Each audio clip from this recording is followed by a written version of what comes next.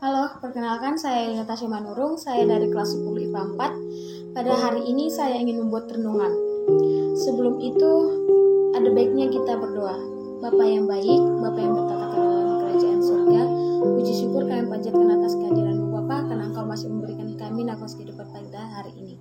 Bapa, kami ingin mendengarkan sebagian dari firman-Mu, kiranya Engkau berikanlah firman-Mu ini sebagai berita di hidup kami. Terima kasih Bapa, amin. Adapun renungan kita pada hari ini tertulis dalam ayat 1 Petrus 2 ayat 11 sampai 17. Beginilah isinya. Saudara-saudaraku yang kekasih, aku nasihati kamu supaya sebagai pendatang dan perantau, kamu menjauhkan diri dari keinginan-keinginan daging yang berjuang melawan jiwa.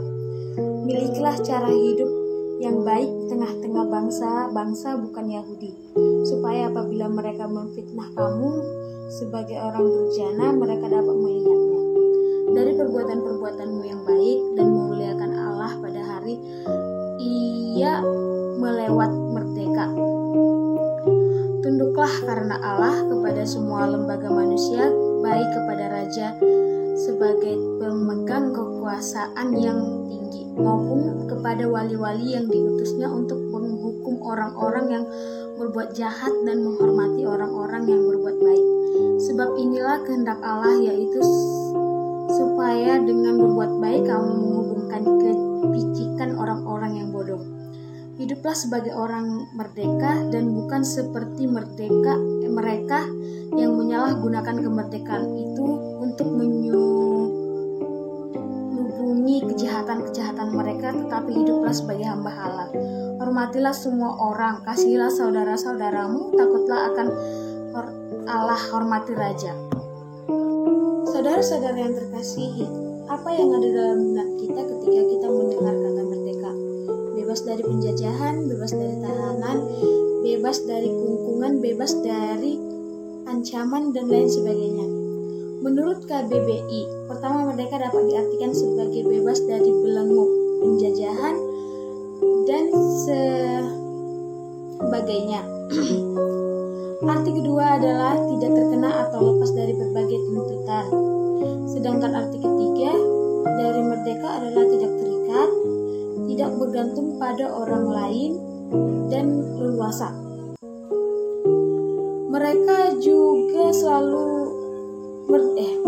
juga selalu kita dengar pada peringatan hari ulang tahun Indonesia pada tanggal 17 Agustus setiap tahunnya.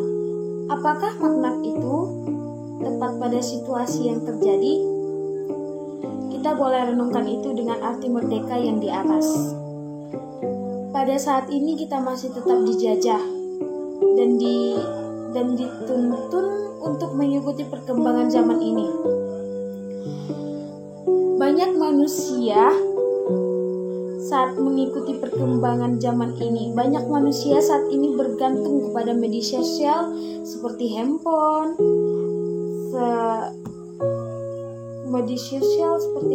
dan lain sebagainya. Artinya hidup kita ini masih dituntut dan dijajah untuk ikut ini, untuk ikut dan ikut itu. Hidup kita masih dipengaruhi oleh dunia ini. Bagaimana dengan pengaruh Allah atau hidup kita? Firman Allah pada